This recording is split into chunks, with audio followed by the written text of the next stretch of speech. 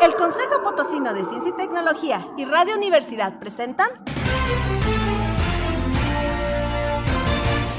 La Neta de la Ciencia.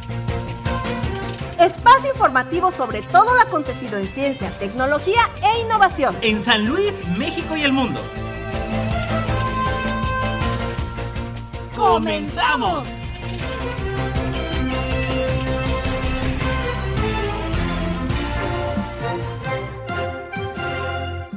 ¿Qué tal? ¿Cómo le va? Muy buenos días. Bienvenidos a La Neta de la Ciencia. Y bueno, pues celebrando el centenario de la máxima casa de estudios, Universidad Autónoma de San Luis Potosí. Enhorabuena, que bueno, los festejos ya iniciaron desde la semana pasada y prácticamente desde inicios de año ya se venía anunciando desde 2022. Y bueno, pues todo este año cumpliendo 100 años nuestra casa de estudios aquí de San Luis Potosí, la Universidad Autónoma de San Luis Potosí. Bienvenidos.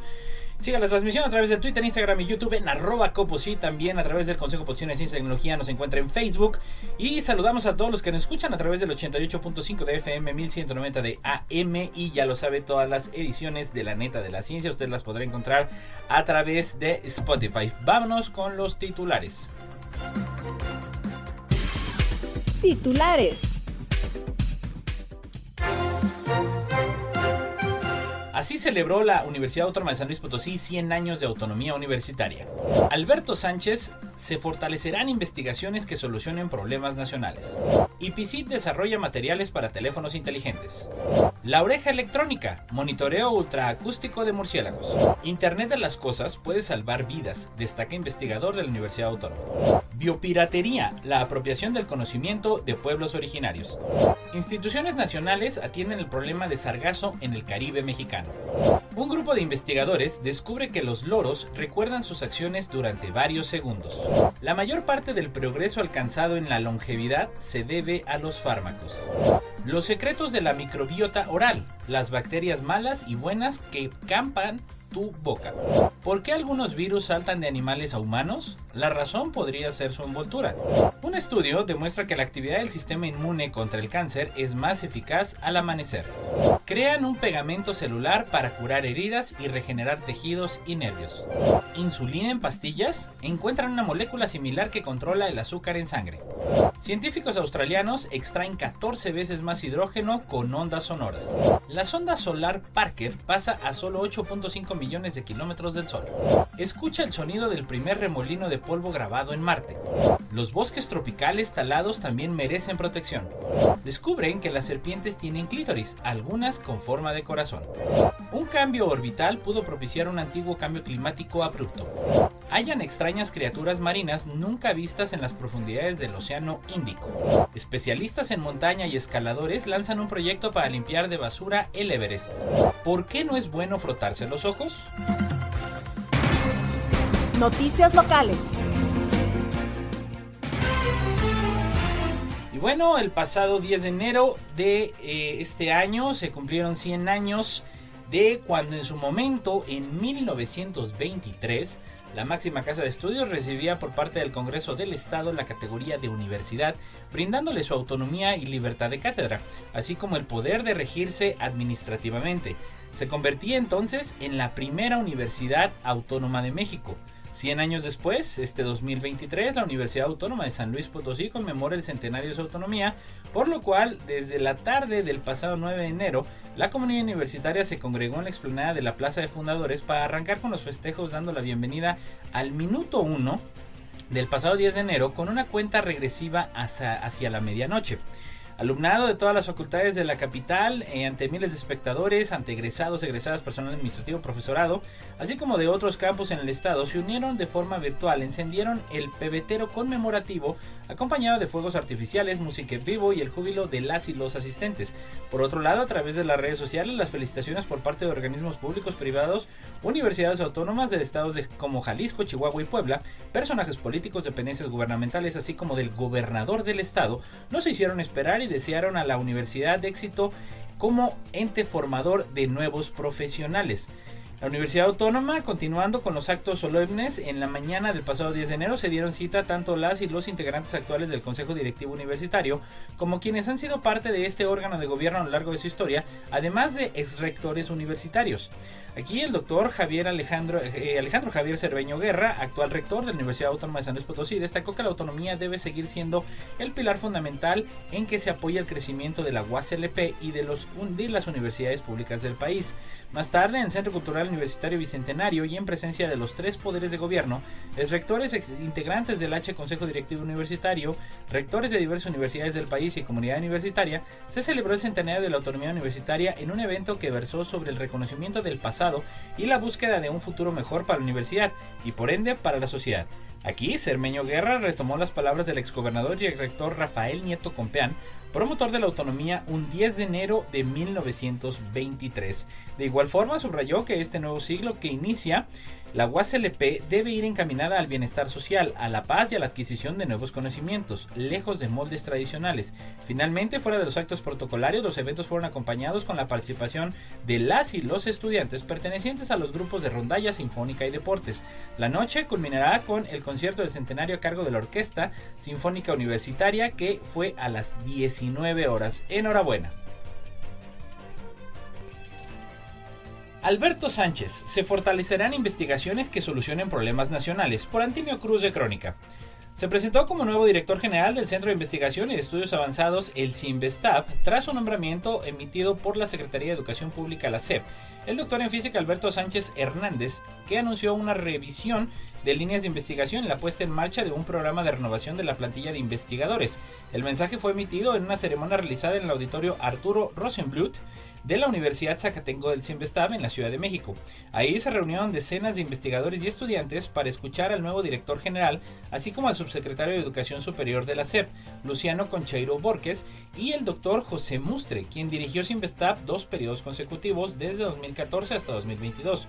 El CINVESTAP es un organismo público descentralizado con personalidad jurídica y patrimonio propios, dedicado al desarrollo de ciencia, tecnología y a la educación a nivel de posgrado. Inició sus actividades en 1961 y actualmente imparte 66 programas de maestría y doctorado en 8 entidades del país, además de 2 sedes en la Ciudad de México.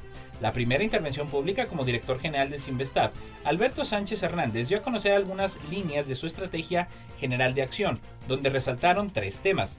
1. Necesidad de revisar los actuales planes de desarrollo y líneas de investigación del CINVESTAP para poder generar más soluciones a problemas nacionales que beneficien a la sociedad. 2. La intención de renovar la plantilla de investigadores para otorgar plazas a científicos más jóvenes e incluso atraer talentos que actualmente trabajan fuera de México. Y número 3. El compromiso de promover nuevas políticas internas de equidad de género que abran la posibilidad para que más mujeres construyan carreras de investigación en ese centro. Sánchez Hernández expresó un reconocimiento público a las aportaciones realizadas hasta ahora por la comunidad de investigadores del centro, las cuales tienen calidad que trasciende fronteras por sus hallazgos y por sus graduados. Posteriormente indicó que hay pendientes como la necesidad de fortalecer la vinculación tecnológica, sobre la que dijo, por último, ofreció trabajar para revertir la inequidad de género, promoviendo una mayor participación de las mujeres, incentivando el interés de más niñas y mujeres jóvenes en la ciencia para romper con estereotipos culturales que las han excluido de la ciencia, tecnología e ingeniería. IPICIT desarrolla materiales para teléfonos inteligentes. Como parte del trabajo que en materia de divulgación de la ciencia impulsa el Gobierno del Cambio, el jefe de la División de Materiales Avanzados del Instituto Potosino de Investigación Científica y Tecnológica, IPICIT, Braulio Gutiérrez Medina, compartió parte de la investigación y desarrollo de materiales avanzados o inteligentes que permitirán mejorar las propiedades mecánicas y ópticas de los teléfonos inteligentes o smartphones.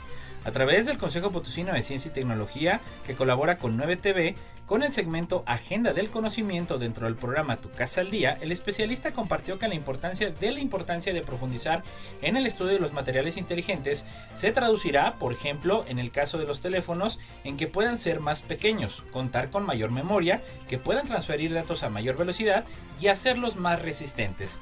El doctor Gutiérrez habló sobre los distintos perfiles que forman parte de la División de Materiales Avanzados, siendo un equipo multidisciplinario que permite la participación de especialistas en el área de física, ingeniería, matemáticas e incluso del área de ciencias sociales, que les permite traducir en beneficios para la sociedad los avances científicos que desarrollan. Además, habló sobre la oportunidad de estudiar los distintos programas de posgrados que ofrece el IPICIT. Esta actividad de difusión del quehacer de desarrollo científico y tecnológico de innovación se da los martes y los jueves a las 9:30 horas de la mañana y la entrevista podrá ser vista a través del canal de YouTube del COPOCIT. La oreja electrónica, monitoreo ultraacústico de murciélagos, por Antonio Guillén Servent, de Crónica. La evaluación de los impactos locales de las actividades humanas y del cambio climático global sobre la vida silvestre y sus servicios ambientales requiere de información sobre la abundancia de las poblaciones en los ecosistemas a lo largo del tiempo. Estos datos son los que permiten destacar tendencias que puedan relacionarse con posibles factores de impacto y posibilitan desarrollar estrategias de mitigación, recuperación o control. Los murciélagos insectívoros, una fauna generalmente poco conocida e inoscupia, que el ciudadano común proporciona importantes servicios ambientales para las poblaciones humanas, especialmente en lo referido a control de insectos que pueden representar plagas importantes para la agricultura y los bosques, o vectores de enfermedades, y en la generación de fertilizantes orgánicos de alta calidad. El desarrollo de las orejas electrónicas permite el monitoreo de las poblaciones de murciélagos insectívoros y la evaluación de sus respuestas y las de sus servicios ecológicos ante los impactos de las actividades humanas y el cambio global. Por otro lado, la adecuación de los murciélagos insectívoros al muestreo mediante estas tecnologías los sitúa como un grupo con alto potencial bioindicador del efecto de los impactos locales y globales sobre la biodiversidad y los procesos ecológicos en general. El monitoreo de las poblaciones de murciélagos insectívoros resulta del interés para evaluar el efecto de las actividades humanas y los cambios ambientales sobre esta fauna y sus servicios ambientales, y por otro lado, el devenir de sus poblaciones puede informar sobre la intensidad de los impactos sobre la biodiversidad y el medio ambiente en general. A nivel más académico, la información sobre la abundancia de las poblaciones de murciélagos resulta de interés para la ciencia ecológica. Sin embargo, los murciélagos insectívoros son voladores y nocturnos, lo cual desafía su observación e identificación a nivel de especie durante su actividad en campo. Este sistema de monitoreo mencionado es un sistema sensorial activo en el cual el animal emite pulsos de ondas acústicas, generalmente en el espectro ultrasonoro, los cuales producen ecos que el sistema auditivo recibe y procesa para extraer la información que transportan sobre la posición y características de los objetos del medio que los reflejaron. El que los murciélagos deban emitir pulsos acústicos permanentemente mientras se desplazan en el campo permite detectar su presencia mediante micrófonos sensibles al ultrasonido desplegados en el ecosistema. Internet de las cosas puede salvar vidas, destaca investigador de la UASLP. Con el objetivo de llegar a más públicos y fortalecer la divulgación de la ciencia, como lo ha instruido el gobernador del estado de San Luis Potosí, Ricardo Gallardo Cardona, en el segmento Agenda del Conocimiento del Consejo Potosino de Ciencia y Tecnología en 9TV, el doctor Martín Luna Rivera, investigador de la Facultad de Ciencias de la Universidad Autónoma de San Luis Potosí, compartió los detalles sobre el Internet de las cosas. El especialista comentó que se trata de un conjunto de tecnologías que permite a objetos, animales, entre otros, estar conectados a Internet sin intervención del ser humano. Este avance tecnológico está permitiendo atender gran cantidad de problemas que aquejan a la sociedad hoy en día. Mejor conocido como el IoT, por sus siglas en inglés, el Internet de las cosas está transformando nuestra vida de forma significativa, como por ejemplo, si una persona con problemas cardíacos lleva un reloj inteligente, este puede estar conectado con el médico e incluso con un hospital en caso de tener un ataque cardíaco. Otro de los usos es a través del collar de las mascotas y así ubicarlas cuando salen de casa y corren el riesgo de perderse. Finalmente añadió que en la agricultura el IoT permite conocer cuánta agua requiere un cultivo y así optimizarla. Luna Rivera dijo que se requieren 3 cosas fundamentales para que esta tecnología forme parte de las y los potosinos: generar infraestructura, así como optimizar la existente, promover el desarrollo de recursos humanos especializados en la tecnología IoT e impulsar políticas públicas que permitan la incorporación del Internet de las cosas en nuestro país y estado. Finalmente apuntó que es muy importante promover en los niños y jóvenes que estudien carreras en ciencia, tecnología, ingeniería y matemáticas, STEM, por sus siglas en inglés, que les permitirá desarrollar tecnología tan importante para el desarrollo de cualquier país como lo es el IoT, y la entrevista estará disponible en el canal de YouTube del Consejo Potosino de Ciencia y Tecnología. Biopiratería, la apropiación del conocimiento de pueblos originarios, por DW. Buscar inspiración en la naturaleza para investigar sobre medicamentos, cultivos genéticamente modificados u otros productos no es nada nuevo. El problema aparece cuando los descubrimientos basados en el conocimiento indígena tradicional o en la riqueza de la biodiversidad en los países en desarrollo se exportan y patentan sin dárselas a estos crédito o compensaciones. Esto se conoce como biopiratería. En el pasado, países colonizadores como España, Gran Bretaña y otros imperios globales se beneficiaron de los recursos naturales de las regiones que ocuparon, comerciando con sus productos. Pero mientras la mayoría de las antiguas colonias se independizaron poco a poco, la biopiratería sigue aún estando muy extendida. Los investigadores y las principales multinacionales de los países más ricos a menudo se apropian de los recursos naturales de los estados más pobres y reivindican los derechos de propiedad intelectual para su propio beneficio, por ejemplo en el ámbito de biotecnología, la agricultura o los productos farmacéuticos. Y esto continúa, a pesar del acuerdo de la Organización Mundial de Comercio, la OMC, y otras normas de protección de la propiedad intelectual de la flora y la fauna que no han surtido el efecto deseado. Ese es el caso de una patente valorada en más de $60 millones anuales desde 2008, otorgada a la multinacional estadounidense W.R. Grace por un producto fungicida orgánico derivado del árbol del NEM. El caso, que se centró en el papel clave que juegan esos árboles en el conocimiento agrícola tradicional de la India, lo ganó el gobierno indio. Por otro ejemplo, se produjo cuando la firma estadounidense de cosméticos Mary Kay intentó patentar un ingrediente de la ciruela cacadu, una fruta nativa de Australia con cualidades medicinales. En este caso se habría omitido a los productores indígenas del mercado australiano. El producto de Nagoya, destinado a regular el acceso a la biodiversidad y los recursos genéticos y a promover la distribución justa y equitativa de los beneficios con las comunidades que las proporcionan, entró en vigor en octubre de 2014 y hasta la fecha 138 países han ratificado el documento, aunque otros, como Canadá, Estados Unidos y Rusia, aún no lo han firmado.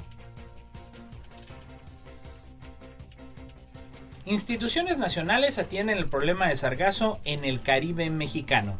Las costas del Caribe mexicano, que en otros tiempos se caracterizaban por sus playas blancas y aguas turquesa, hoy en día están afectadas por grandes cantidades de biomasa de sargazo, cuya acumulación y pudrición genera lixiviados, residuo líquido cargado de altos niveles de materia orgánica, altas concentraciones de nitrógeno, sales y, en el caso de sargazo ácido, sulfídrico. Lo que se ha denominado marea marrón de sargazo ahora ahoga ecosistemas costeros como pastos, manglares y arrecifes de coral. Esta situación ha afectado al turismo y significado un gran golpe para la economía de la región y del país. Ante tal crisis se han tomado acciones inmediatas como son la limpieza diaria de las playas en la zona hotelera y la colocación de barreras, lo cual resulta una tarea titánica e insuficiente, pues se ataca de manera puntual un problema que se repite a lo largo de decenas de kilómetros de costa afectada. Si bien era común que el sargazo pelágico arribara en pequeñas cantidades a las costas del Caribe mexicano, en 2011 nuestras playas caribeñas fueron invadidas por un arribazón atípico, es decir, una mayor cantidad a la de años anteriores, y esto resultó ser la antesala del gran problema que se presenta ahora en las costas de Quintana Roo. En 2015 arribaron a estas costas cantidades sin precedentes de esta alga parda y personas expertas advirtieron que probablemente estábamos ante una dificultad que llegaba para quedarse. La evidencia lo confirmó. 2018 y 2022 han sido particularmente intensos. Han pasado 10 años y aún carecemos de estrategias contundentes y de información científica suficiente y oportuna que permita la toma de decisiones tanto gubernamentales y como no gubernamentales en torno a la atención, adaptación y mitigación del arribo masivo del sargazo al Caribe mexicano. Generar esta información científica requiere conjuntar las capacidades de la comunidad académica para atender la problemática del sargazo, lo cual no es una tarea sencilla y significa un gran esfuerzo de coordinación. Sin embargo, durante la segunda mitad del año en curso, bajo una colaboración en el marco del Consorcio de Investigación del Golfo de México, se reunieron las capacidades de más de 80 científicas y científicos mexicanos para desarrollar un proyecto multiinstitucional y multidisciplinario con el apoyo del Consejo Nacional de Ciencia y Tecnología denominado Sistema de Observación y Alerta Temprana del Sargazo. En este proyecto colabora personal académico de centros públicos de investigación y universidades tales como el CICESE, el CIDES y el CINVESTAB, CIMAT, CONACYT, ECOSUR, INAPEXA, UBAC, UNAM y en las unidades de ENES Méridas, ICAP y el MISID del Instituto de Ingeniería liderados por este primero. Un grupo de investigadores descubre que los loros recuerdan sus acciones durante varios segundos por el mundo. Un grupo de investigadores del Instituto Max Planck de Inteligencia Biológica en Alemania, en colaboración con el zoológico Loro Parque de Tenerife, ha descubierto que los loros son capaces de recordar las acciones que realizan, con periodos de retención de hasta 12 e incluso 15 segundos.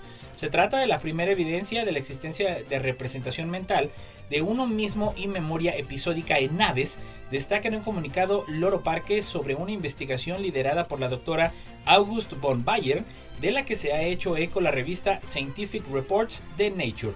A través de este estudio se ha demostrado que los guacamayazos barba azul podrían recordar las acciones que han hecho en su memoria a corto plazo.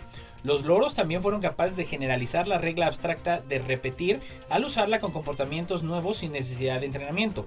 Para ello se entrenó a 3 guacamayos barba azul, una especie de peligro crítico de extinción en Bolivia, para entender un comportamiento que significa repite lo que acabas de hacer. Los investigadores comprobaron la fiabilidad de sus respuestas en ensayos de repetición, doble repetición y sin repetición, mezclando las órdenes para evitar que el animal aprendiera simplemente por repetición. Todos los ejemplares fueron capaces de ejecutar sin problemas las 4 acciones diferentes. En un segundo experimento se puso a prueba su memoria, introduciendo un intervalo de tiempo entre la acción y el momento de repetir esa acción. Los loros fueron capaces de recordar lo que habían hecho hasta después de entre 12 a 15 segundos, equiparando la memoria a corto plazo de otras especies de mamíferos que realizaron el mismo experimento. La mayor parte del progreso alcanzado en la longevidad se debe a los fármacos por el mundo.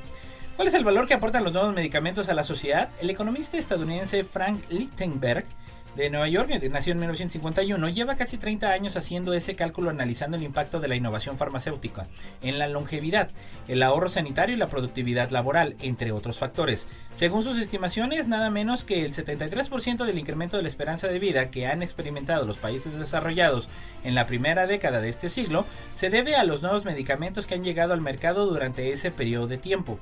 Otro de los trabajos más citados de este profesor de la Universidad de Columbia de Nueva York e investigador de la Oficina Nacional de Investigación Económica de Estados Unidos señala que por cada euro de gasto en nuevos fármacos se consigue un ahorro directo en otras prestaciones sanitarias de entre 2.7 a 7.2 euros, toda una inversión. Lichtenberg, uno de los autores más prolíficos en la investigación acerca de los ahorros en costos directos e indirectos que traen consigo las innovaciones farmacéuticas, más de 150 publicaciones llevan su firma y ha colaborado con más de 20 instituciones académicas. Además, ha actuado como asesor para la Comisión Federal de Comercio, el Departamento de Justicia de Estados Unidos y varios fiscales generales estatales. Hace unas semanas estuvo en Madrid para presentar un nuevo estudio sobre el impacto de los nuevos tratamientos oncológicos en los pacientes con cáncer españoles en la sede de la Fundación Ramón Areces. La investigación realizada a las instancias de la patronal Farmaindustria, la Asociación Nacional Empresarial de la Industria Farmacéutica, ha analizado el periodo comprendido entre 1999 y 2016 y llega a conclusiones no menos llamativas que las anteriores. Sus datos señalan que durante estos 17 años la comercialización de nuevos medicamentos y terapias oncológicas aumentó en 2.77 años la esperanza de vida de los pacientes con cáncer en nuestro país. El estudio establece además que el 96% del aumento de la esperanza de vida en cáncer en España en este periodo se debe directamente a la llegada de nuevos medicamentos. Solo en 2016, señala el texto, este efecto en la supervivencia se tradujo en 42.132 muertes menos, lo que supone una reducción del 29.2% en el número de fallecimientos. La oncología, señala Lichtenberg, es una charla con este periodo. Ha sido un área en la que ha habido más innovación que en otras enfermedades en los últimos 20 o 30 años, pero no es el único ejemplo de cómo la innovación farmacéutica ha cambiado en los últimos tiempos las reglas del juego en el ámbito de la salud. Lo sucedido con el VIH también es un caso paradigmático, afirma. Cuando la epidemia del VIH comenzó a principios de los años 80 y hasta mediados de los 90, hubo un aumento terrible en el número de muertes, pero luego se introdujeron nuevos fármacos y nuevas clases de medicamentos y desde entonces el VIH se ha convertido en una especie de enfermedad crónica en lugar de una enfermedad mortal, subraya. Los secretos de la microbiota oral, las bacterias malas y buenas que campan por tu boca, por Boticaria García de El Mundo.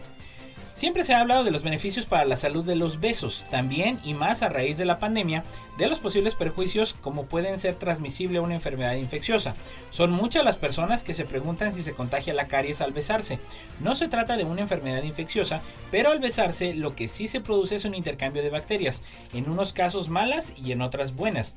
Esta es una pregunta trampa. con más chicha de lo que parece. Lo primero que se debe quedar claro es que la caries no es una enfermedad infecciosa. Es cierto que si tu pareja tiene caries y tú le das un beso, podría pasarse las bacterias cariógenas, pero eso no significa que estas bacterias vayan a agarrar en tu boca provocando caries sí o sí. Es decir, esto no es como darle un beso a tu pareja cuando tiene coronavirus, donde tienes muchas más papeletas para contagiarte. La capacidad de las bacterias cariógenas para quedarse en la boca dependen de si pueden adherirse a alguna de sus superficies o no. Es decir, depende literalmente de si se pueden quedar pegadas en alguna parte de la boca, y para evitarlo tenemos a nuestro sistema inmunitario. En la saliva tenemos unos anticuerpos del tipo IgA que intentan bloquear que las bacterias puedan acampar. Sabemos que esto es importante porque las personas con más caries tienen menos anticuerpos de este tipo. También puede influir la genética y la edad. A lo largo de la vida, nuestra microbiota oral se va modificando dependiendo de lo que comemos, bebemos, fumamos, de los medicamentos que tomamos y por supuesto de nuestra higiene. En resumen, las bacterias que provocan caries pueden ir de boca en boca y, si las cosas cuajan, quedarse a vivir en la boca del vecino. Pero esto no pasa siempre. Es probable que dos que duerman en el mismo colchón acaben teniendo la microbiota oral de la misma condición. Sí, y cuantos más besos se dan, más similitud puede haber entre las bacterias que comparten. Esto, que a simple vista puede parecer romántico, también tiene un aspecto negativo. Con el tiempo, las personas con enfermedad periodontal pueden transmitir algunas de las bacterias perjudiciales a sus parejas. Y esta es la historia de la temida Agretibacter, y los odontólogos la llaman cariñosamente AA como las pilas, y tienen una particular facilidad para transmitirse.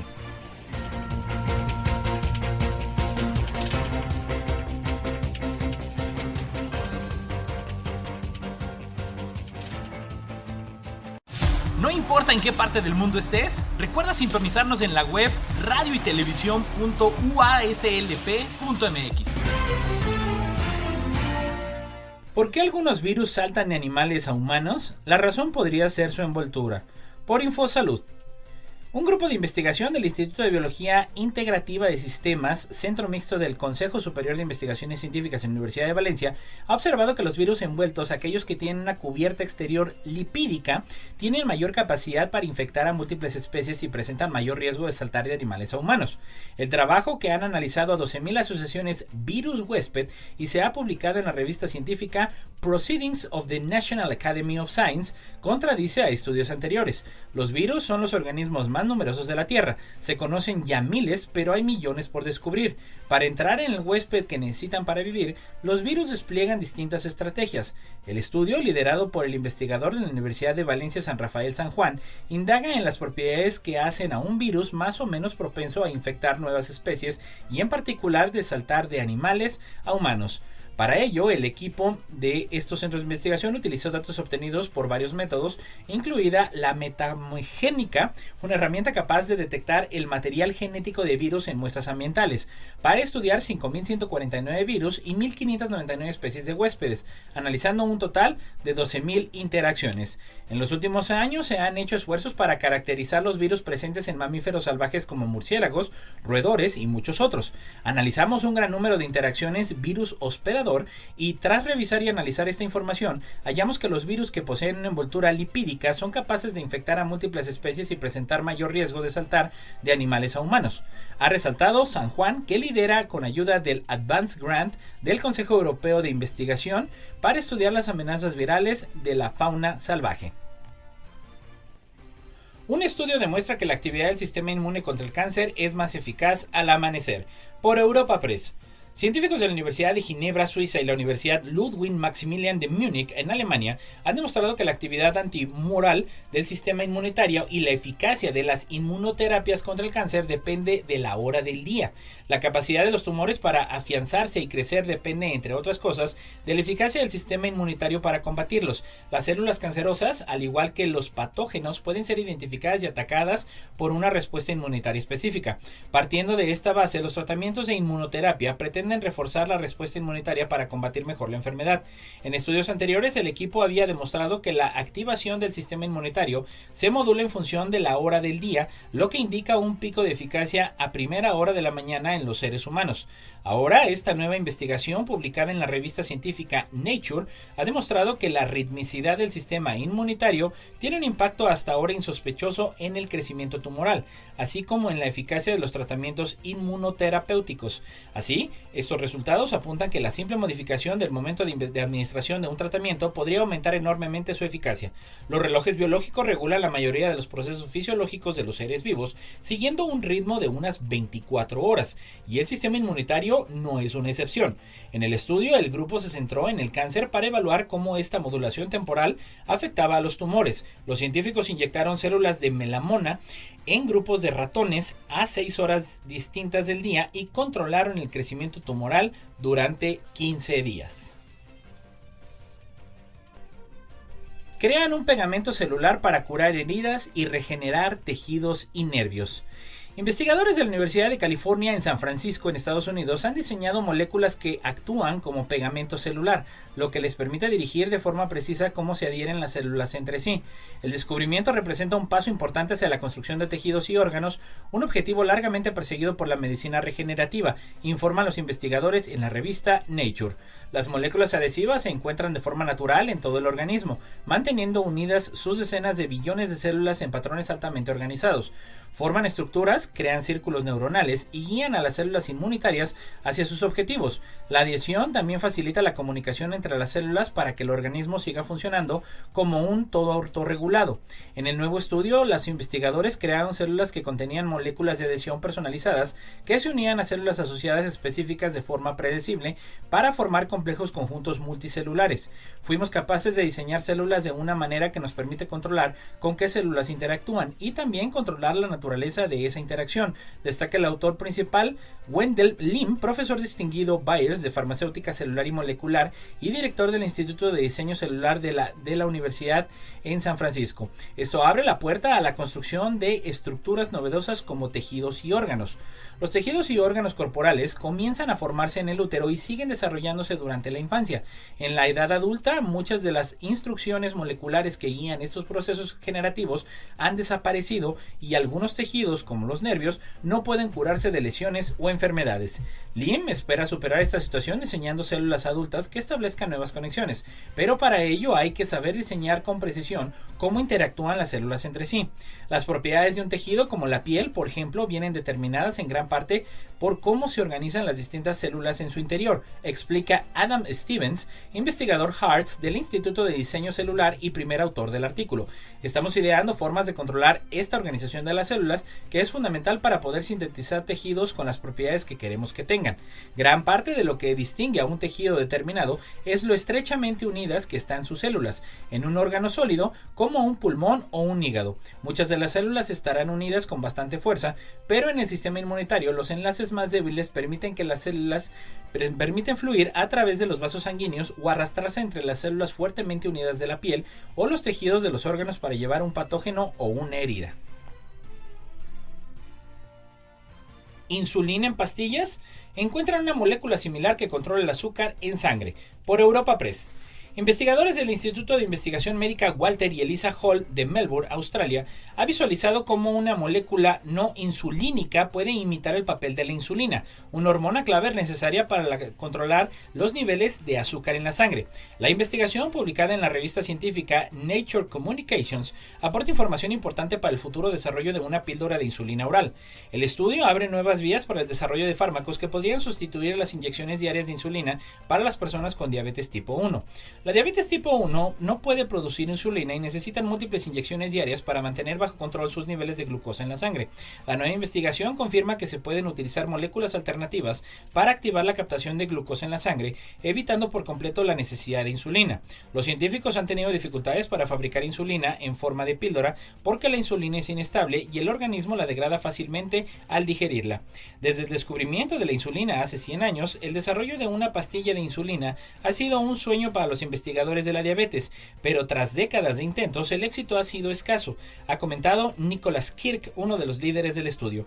La investigación se ha acelerado espectacularmente con el desarrollo de la crimioscopía electrónica, CRIO-M, una nueva tecnología capaz de visualizar moléculas complejas con detalle atómico, lo que permite a los investigadores generar rápidamente imágenes en 3D del receptor de insulina. Científicos australianos extraen 14 veces más hidrógeno con ondas sonoras. Ingenieros australianos lograron extraer 14 veces más cantidad de hidrógeno utilizando ondas sonoras en un proceso de electrólisis para separar este elemento de las moléculas de agua, lo que podría reducir los costos de producción de hidrógeno limpio y disminuir las emisiones de gases contaminantes. La producción eléctrica de la electrólisis con ondas sonoras fue 14 veces mayor que la electrólisis sin ellas, afirmó la autora principal del estudio, Jemima Erst, en un comunicado publicado el martes pasado por la Universidad Australiana RMIT. El hidrógeno, un elemento que abunda en el planeta, pero no se encuentra como molécula separada, generalmente se extrae de otros recursos, como los combustibles fósiles, como el gas natural, carbón o petróleo, o el agua. La mayor parte del hidrógeno que se produce en la actualidad proviene de combustibles fósiles como el gas, mientras que el hidrógeno que lograron extraer los ingenieros del RMIT es limpio, ya que proviene del agua y produce emisiones de vapor, por lo que se considera una alternativa menos contaminante. Los expertos creen que la técnica descubierta ayudará a abaratar los costos de la producción de hidrógenos para ser utilizados en el sector de transporte, entre otros, lo que podría reducir las emisiones de gases tóxicos y contribuir en la lucha climática. Para el estudio, los investigadores de la RMIT utilizaron vibraciones de alta frecuencia para separar el hidrógeno de las moléculas de agua en el proceso químico conocido como electrólisis, en el que utilizaron materiales para fabricar electrodos de bajo costo y evitaron los electrolitos altamente corrosivos. La electrólisis consiste en hacer pasar electricidad y a través del agua con dos electrodos para dividir las moléculas de agua en gases de oxígeno e hidrógeno, que aparecen en forma de burbujas, explicó el comunicado de la RMIT. La sonda solar Parker pasa a solo 8.5 millones de kilómetros del Sol. Por Europa Press. El pasado mes de diciembre, la sonda solar Parker de la NASA inició el 14º de 24 acercamientos planificados al Sol, llegando finalmente a 8.5 millones de kilómetros de la superficie solar. El acercamiento más cercano, llamado perihelio, ocurrió el 11 de diciembre a las 14.16 horas, durante la cual la nave espacial viajó a 586.829 kilómetros por hora, lo suficientemente rápido como para volar de Nueva York a Tokio en poco más de un minuto.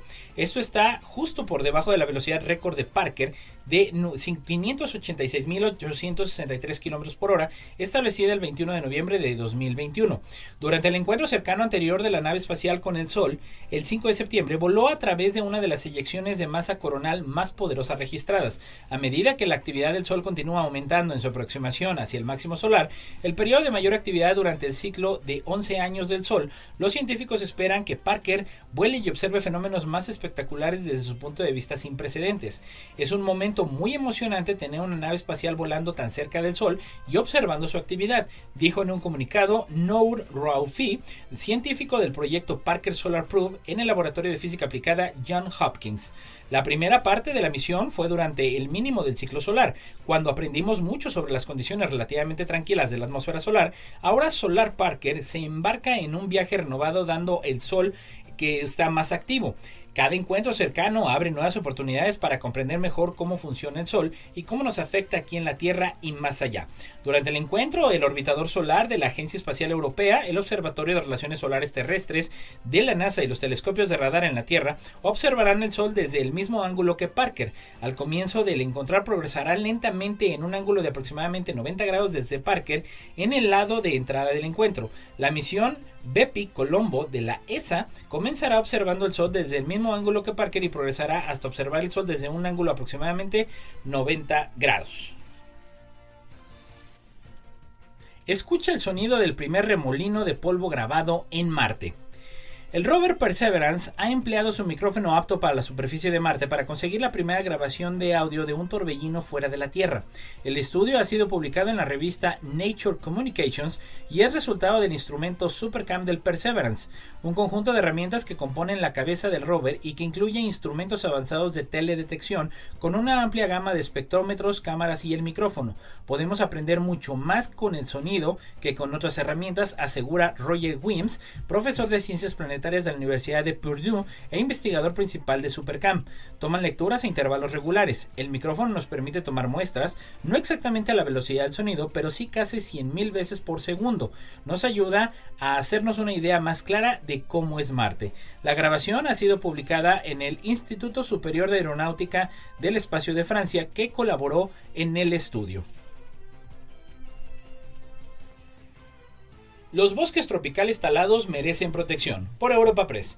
La tala afecta a muchos de los bosques tropicales que suelen considerarse degradados, pero rara vez se han analizado si la salud ecológica y funcionalidad están igualmente deterioradas. Ahora, un nuevo estudio realizado por investigadores de la Universidad de Oxford en el Reino Unido concluye que las selvas tropicales taladas son tesoros de funciones ecológicas saludables y no deberían descartarse para las plantaciones de palma aceitera. El autor principal, Yavinder Mali, catedrático de Ciencias de los Ecosistemas del Instituto de Cambio Ambiental de la Universidad de Oxford, recuerda que le sorprendió mucho la cantidad de energía que circulaba por los bosques talados en comparación con los antiguos y que circulaba por la misma diversidad de especies que en los antiguos. No esperábamos que el bosque talado fuera tan vibrante desde el punto de vista ecológico, asegura.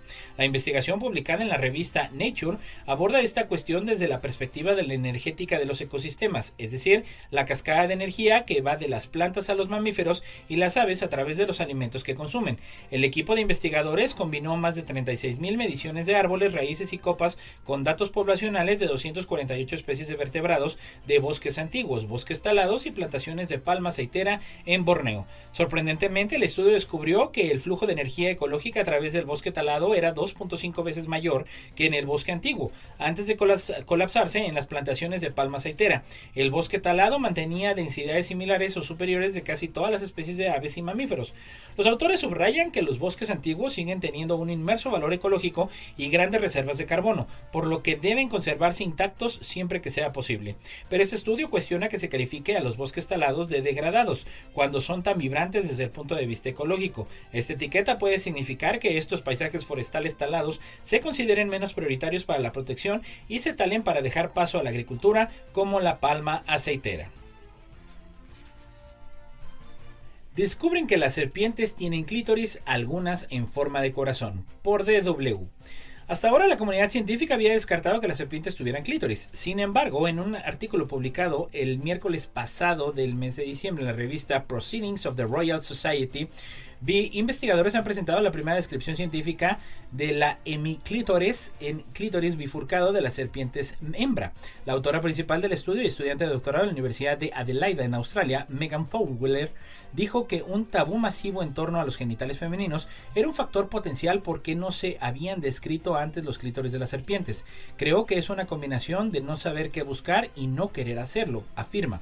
Su estudio comenzó cuando se dio cuenta de que había montones de publicaciones que describían las muchas formas y tamaños de las hemipenes de las serpientes, pero solo escasas menciones de los órganos sexuales femeninos. Esto incluye el clítoris, una estructura presente en todos los mamíferos, todos los lagartos y algunas aves. Los pocos artículos que encontró no ofrecían ninguna descripción anatómica o eran incorrectas. Para investigar, Fowler diseccionó la cola de una víbora hembra muerta. Una vez que retiró el músculo y el tejido conjuntivo que cubría los genitales de la serpiente, encontró la estructura que más adelante identificó como hemiclítoris. La estudiante se puso en contacto con James Crowell Riddle, investigadora postdoctoral en neurocología de la Universidad de La Trobe, y posteriormente con Patricia Brennan de Mount Holyoke College de Estados Unidos, para poner en común el hallazgo. Las tres llegaron a la conclusión de que era un hemiclítoris. Para lograr validar esta teoría, los científicos diseccionaron y observaron 9 especies de serpientes para compararlas con los genitales de las serpientes macho adultas y jóvenes. Todos los ejemplares femeninos examinados tenían 2 lenguas carnosas separadas en la cola. Era tejido eréctil con vasos sanguíneos y terminaciones nerviosas, que puede hincharse y estimularse durante el apareamiento. Las serpientes estudiantes tenían hemiclítores de diferentes tamaños y formas, incluido la forma de corazón. En algunas especies tienen un hemiclítoris enorme en comparación con su tamaño corporal relativo, lo que sería mayor comparativamente la del clítoris humano con respecto al tamaño corporal, ha explicado Fowler a IFL Science. Un cambio orbital pudo propiciar un antiguo cambio climático abrupto, por Europa Press. Cambios en la órbita de la Tierra que favorecieron condiciones más cálidas pudieron haber ayudado a un evento de calentamiento global rápido hace 56 millones de años, análogo relativamente al actual. Los científicos analizaron muestras de núcleos de un registro bien conservado de PMTM cerca de la costa de Maryland usando astrocronología, una técnica para fechar sedimentos contra los patrones orbitales que ocurren durante decenas o cientos de miles de años, conocidas como los ciclos Milankovitch. Descubrieron que la forma de la órbita de la Tierra, excentricidad, y el bamboleo de su rotación, la precesión, favorecían condiciones más cálidas al inicio de PETM y que estas configuraciones orbitales juntas pueden haber jugado un papel en desencadenar el evento. Los hallazgos publicados en la revista Nature Communications también indicaron que el inicio del PETM duró unos 6.000 años. Las estimaciones anteriores han oscilado entre varios años y decenas de miles de años. El momento es importante para comprender la velocidad a la que se liberó el carbono a la atmósfera, dijeron los científicos. Un inicio de 6.000 años, junto con las estimaciones de que se inyectaron 10.000 gigatoneladas de carbono a la atmósfera, como los gases de efecto invernadero, dióxido de carbono o metano, indica que se liberaron aproximadamente 1,5 gigatoneladas de carbono por año.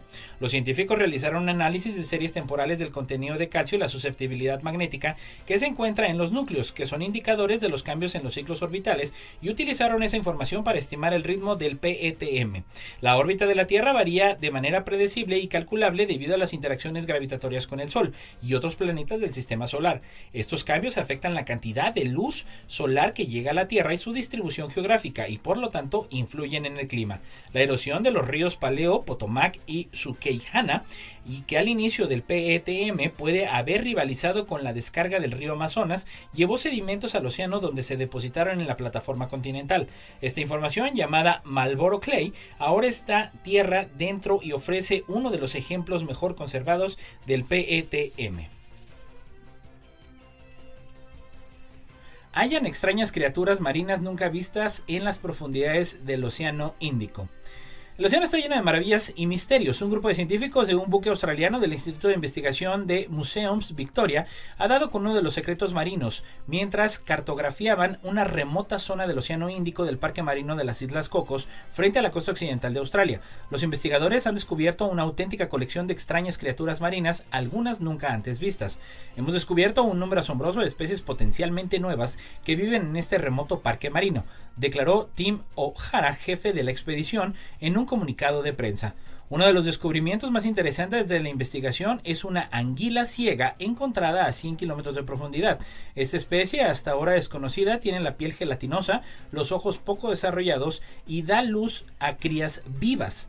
Aunque algunos de los animales que los investigadores han encontrado en este ecosistema submarino ya se conocían, no son menos interesantes. El pez murciélago de aguas profundas, por ejemplo, tiene una expresión de cara graciosa y desconcertada, mientras que el pez víbora de Sloan posee órganos luminosos que atraen a sus presas con las oscuras profundidades. Entre los animales hallados se encuentra un pez lagarto de aleta alta que es hermafrodita y tiene tantos ovarios como testículos. Otro descubrimiento fue un pez globo con ambos ojos en el mismo lado de la cabeza, lo que le permite mantener todo en vista cuando está tumbado en el fondo marino.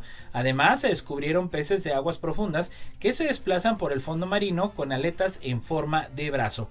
Cada especie está magníficamente adaptada a los enormes extremos de las profundidades marinas, declaró a Live Science Tim O'Hara. Especialistas en montaña y escaladores lanzan un proyecto para limpiar de basura el Everest por el mundo. Una iniciativa movilizará especialistas en montaña y alpinistas como Kilian Hornet, Alex Dixon y Tamara Lunger para acabar con los residuos depositados en el Everest tras más de 40 años de expediciones comerciales. La compañía de ingeniería medioambiental y tecnológica The Never Rest Project impulsará este proyecto junto con el gobierno de Nepal para reverdecer el turismo que cada vez llega más en masa al monte más alto del mundo, según ha anunciado la organización este domingo, coincidiendo con el Día Internacional de las Montañas. Tras más de 40 años de expediciones comerciales y abandono de residuos en la zona, donde The Never Rest Project aspiran a limpiar el Everest en 5 fases que van desde la evaluación del impacto del turismo hasta una batida para limpiar el monte en su lado nepalí, que llevarán a cabo especialistas locales e internacionales. El equipo cuenta con ingenieros especialistas, tecnólogos, biólogos y expertos en cambio climático, a quienes se sumarán alpinistas como Kilian Hornet, Alex Dixon, Tamara Lunger, Simón Moro y el nepalí Lakpa Nuru Sherpa, según han informado los organizadores, que también se apoyan apoyarán en la colaboración de la compañía Hyperloop TT para conectar talento internacional.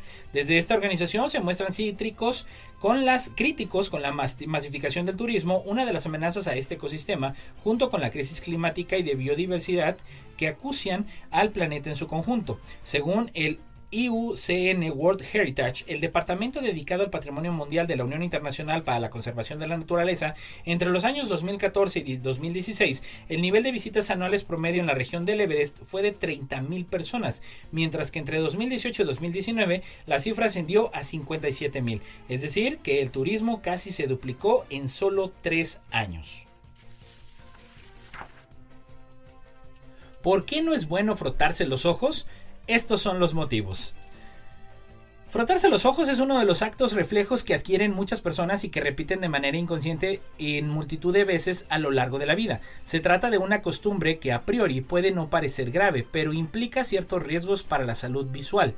Por norma general, frotarse los ojos proporciona alivio ante ciertas molestias. Una de las más comunes puede ser la falta de lubricación natural, dando lugar a una sensación de ojo seco y que en algunos casos puede resultar muy incómoda. También las molestias que surgen por el uso excesivo de pantallas o la sensación de picor que aparecen con las distintas alergias.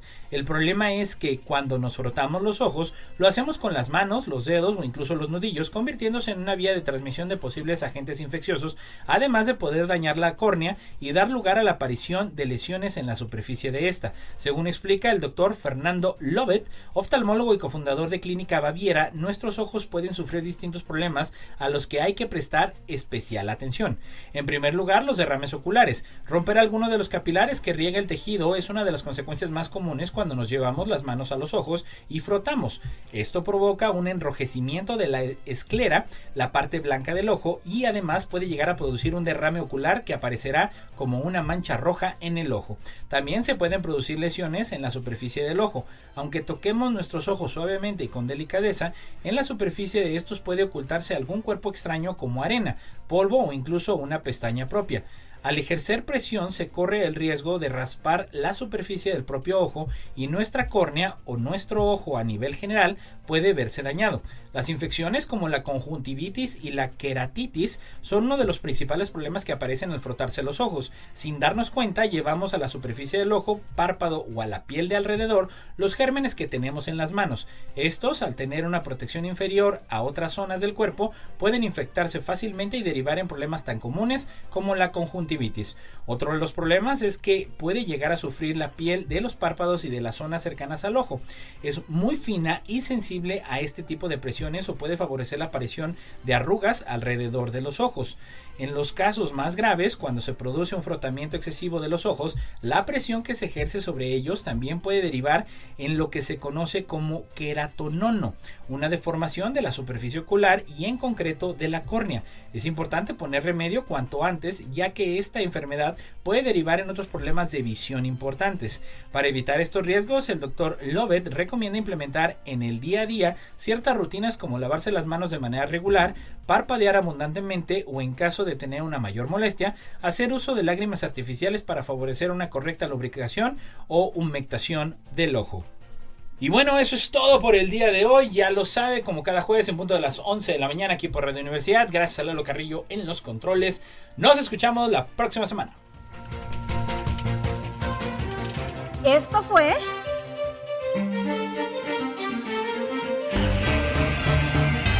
La neta de la ciencia. Noticiero de Ciencia, Tecnología e Innovación. Presentado por el Consejo Potosino de Ciencia y Tecnología y Radio Universidad.